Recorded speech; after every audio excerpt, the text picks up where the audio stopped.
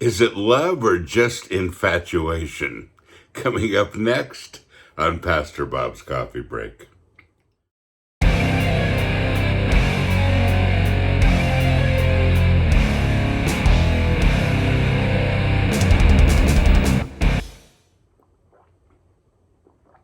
Our mug of the month. Those who wait on the Lord will renew their strength. They will mount up on wings like eagles. They will run and not grow weary. They will walk and not be faint. Great mug, great poster, great t-shirt. And also, we have a variation of it that we just put out as well. You can't let a good piece of art go to waste when there's another caption that works well. And this one says, keep on rockin'. And of course, we have both t-shirts. And you know what I'm about to say next. And Headbangers BREW, our coffee. The best kind of coffee you can put in a mug. Just saying.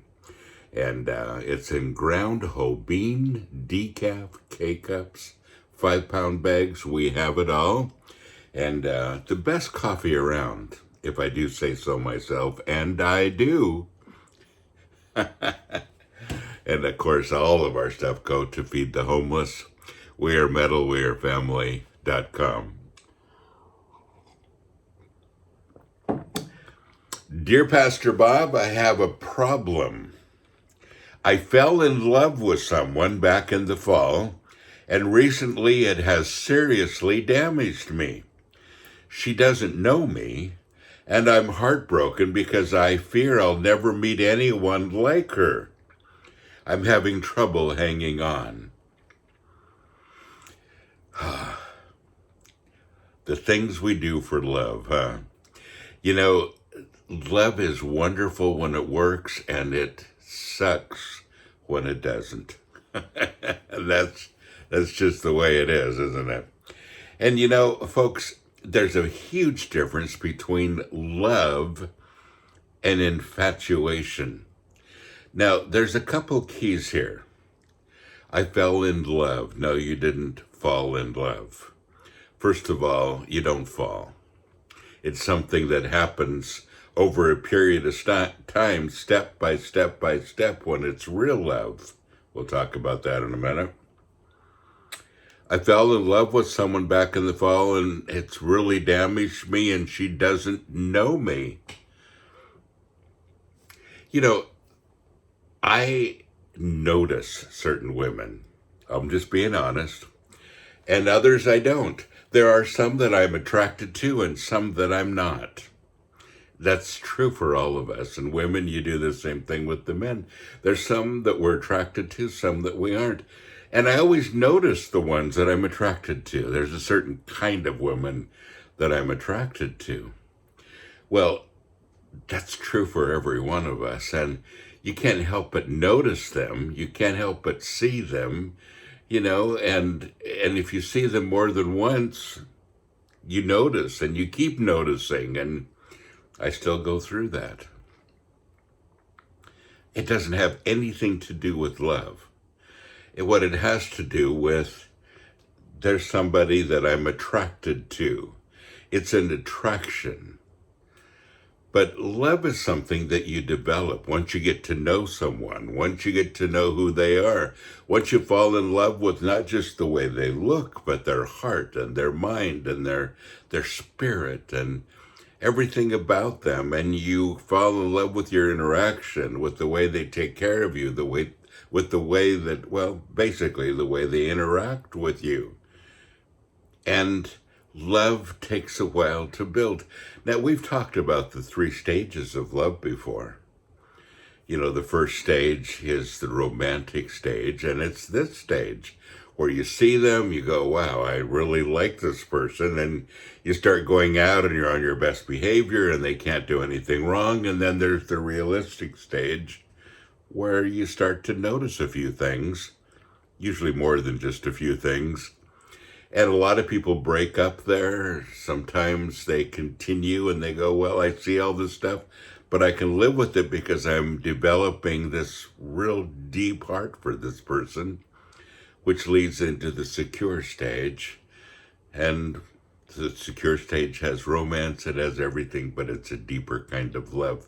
So, and I've done podcasts on this before. But this is the problem. First of all, I fell in love is the worst phrase because it doesn't happen that quickly. You fall in infatuation. You can fall in lust. That happens too. But falling in love, no. Falling in love takes a long time. Love takes a long time, excuse me. And so you don't fall in love, you build love. And you say it seriously damaged me because she doesn't know I exist and nothing ever happened. You went way too far in your mind. And you start to imagine all these things, and we do that in love. You know, what would it be like if I was with her? Well, what would it be like if I was with her with what I know about her, which is pretty limited? And how does it damage you? Well, it damages you because you've already played all the movies in your head. You've already imagined so much, and very little of that is true. And then I fear I'll never meet anyone like her again. Seriously. I want you to turn with me to Proverbs. Boy, what a good place to go to when talking about this. But Proverbs chapter 31, verses 10 through 12. And, you know, this is the chapter on the virtuous woman. It talks about what is a woman, what is a virtuous woman, and how do you know? And this is the kind of woman that he falls in love with. Listen what it says. An excellent woman, one who is spiritual, one who is capable, one who is intelligent, one who is virtuous. By the way, those four things describe an excellent woman here in Proverbs. How do you even know those things unless you've gotten to know the person? Spiritual, capable, intelligent, virtuous. Those are all things that happen as you spend time with people. You see those. So, an excellent woman, who is he who can find her? Her value is more precious than jewels, and her worth is far above rubies or pearls. The heart of her husband trusts in her with secure confidence. Why? Because she's proven herself to be trustworthy. You see, it's a two-way street, isn't it? And he will have no lack of gain. She comforts, she encourages, and does him only good and not evil all the days of her life, because that's her heart. He says, how do you find this person? They're rare, and they are. And they become more rare these days, it seems like, in our woke society.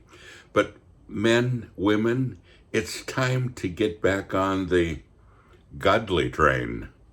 It's time to get back on the path of being virtuous and being trustworthy and being godly, because that's what the other person is looking for. I had a guy that one time says, I'm just trying so hard to find a godly woman, and I can't find one. And his life was kind of a mess. And I said, you know what the biggest problem is? She's looking for a godly man and praying the same prayer. You have to be the person the other person is looking for to attract them to. And a godly man and a godly woman attracts the same. But folks, this is the bottom line. And it's all becoming the person that you're looking for as well. Yeah. One who is spiritual, capable, intelligent, virtuous, trustworthy, comforts, encourages, does good and not evil, and has the heart for the other person. And this is male and female, and it's reciprocated, and that's how it grows. So I've had good examples in my life. Some of you don't. Some of you come from broken homes. Some of you have not seen really good relationships around you. I came from a family with a great one.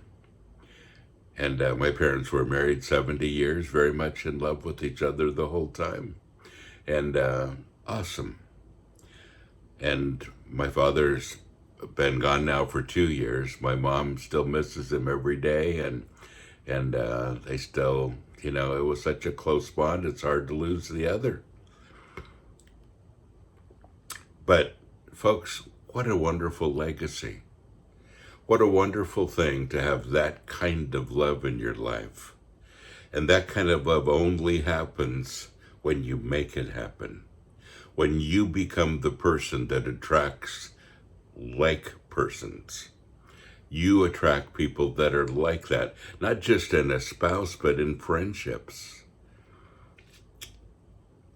The people I love the most, the people that are the best friends, are people that have the same qualities too. Well, I hope that helps, folks. Don't forget, you are blessed. So go and be a blessing.